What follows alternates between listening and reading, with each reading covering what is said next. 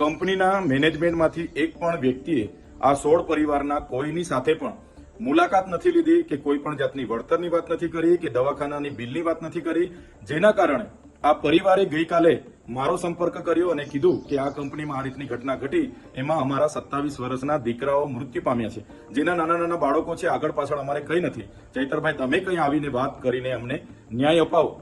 આજે અમે અમારી ટીમ સાથે એ કંપનીના ગેટ પર ગયા અને 11:30 થી લઈને 1 વાગ્યા સુધી ત્યાં ઉપસ્થિત પીઆઈ વાઘેલા, પીએસઆઈ બધાને અમે કીધું કે મેનેજમેન્ટમાં જે કઈ વ્યક્તિ હોય એને ગેટ પર બોલાવો અને અમારી સાથે જે પરિવારજનો આવેલા છે એમની સાથે માનવતાની રાહે જે વળતરની વાત હોય એ વાત કરે અને એમને ન્યાય આપવાનું કામ કરો.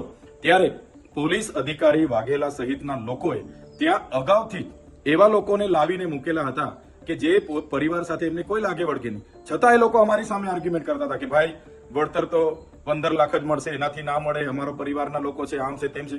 પણ અમારી સાથે જે સગા સંબંધીઓ હતા એમણે કીધું કે અમે 15 લાખમાં સહમત નથી, અમારો એકને એક દીકરો મૃત્યુ પામ્યો છે, અમને માનવતાની નાતે થોડું વ્યવસ્થિત કરી આપો.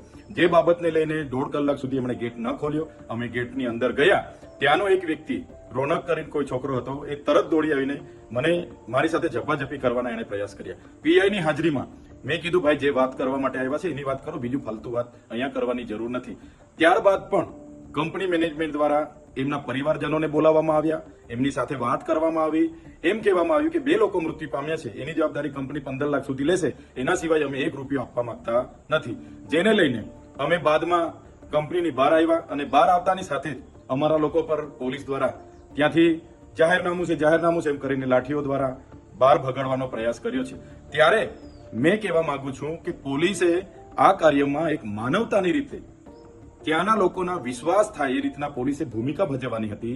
એની જગ્યાએ 5-5 દિવસ સુધી પોલીસ ત્યાં દેખાઈ નહીં. આજે અમે જવાના હતા ત્યારે પોલીસ ત્યાં આવી ગઈ અને કંપનીના માલિકના કહેવા પ્રમાણે એમણે વળતર નહીં આપવા દેવા માટે આ પરિવારોને પણ નહીં મળે, તમે જ્યાં કરવાના હોય ત્યાં કરી લેજો, તમારાથી થાય તે કરી લેજો, એવું પોલીસના પીઆઈ બોલતા હતા. એટલે પોલીસની જે કામગીરી છે મને લાગે છે કે માલિકને ના તલવા ચાટતા હોય એવું મને લાગે છે. ત્યારે મેં એ વિસ્તારની તમામ જીઆઈડીસીઓમાં કામ કરતા કામદારોને, આ વિસ્તારના તમામ લોકોને મારે નમ્ર અપીલ છે, એક 16 પરિવાર સાથે જે ઘટના ઘટી છે બહુ ગંભીર ઘટના છે.